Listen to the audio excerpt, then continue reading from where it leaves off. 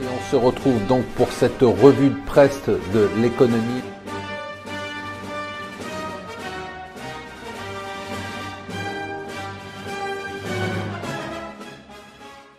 Bonjour et bienvenue sur Mon Financier pour le Morning Zapping du jour. Nous sommes le jeudi 24 janvier. Alors qu'est-ce qui se passe aujourd'hui? D'abord une bonne nouvelle, ça bouge au Venezuela.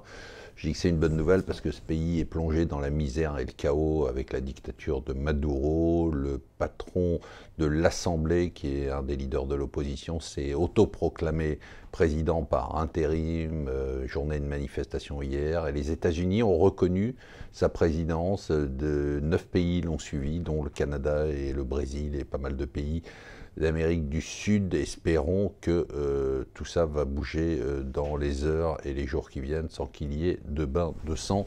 Alors, on était déjà champion de la pression fiscale, bravo. On était champion des dépenses publiques, nous voilà champions proclamés par l'OCDE de la dépense sociale. Voilà, aucun pays n'a un pourcentage de dépenses sociales aussi important par rapport au PIB.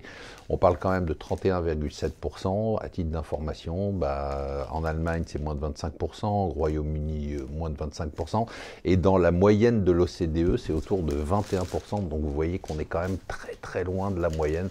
On est champion de tout ce qui est dépenses. En fait, nous, notre truc, c'est taxer et dilapider, voilà, ça fonctionne bien. Alors c'est toujours, excusez-moi l'expression, le bordel aux États-Unis avec le shutdown. Et en plus, du coup, il devait y avoir le discours sur l'état de l'Union de Trump. Eh bien, il ne le fera pas, il attendra que le shutdown soit terminé, c'est pas pour demain. Ça y est, c'est fini pour Carlos Ghosn, il a démissionné de sa prison, il est remplacé par Jean-Dominique Sénard, l'ancien patron de Michelin, et par Thierry Bolloré qui lui prend la direction générale. C'est parti un peu partout dans le pays. Donc le grand débat, c'est devenu une nouvelle émission de télé-réalité, il y en a tous les jours à la télé. Et ce qui est intéressant, c'est que ça y est, c'est parti, première liste de gilets jaunes pour les européennes, il y en aura d'autres, et puis ceux qui ne veulent pas y participer vont menacer de mort ceux qui veulent y participer. C'est assez sympa, beaucoup de questions sur le pouvoir d'achat, notamment dans le Parisien, un peu partout. Bon, la bonne nouvelle, c'est que les 10 milliards d'euros qui étaient prévus pour aider les catégories de la population les plus basses, eh bien, touchent leur objectif, d'après toutes les études.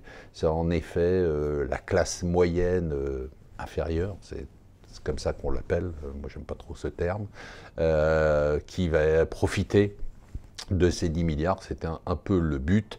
Ceux qui sont perdants, c'est bien évidemment pas les riches, mais les aisés, la classe moyenne supérieure et les retraités. Voilà, je vous souhaite une bonne journée.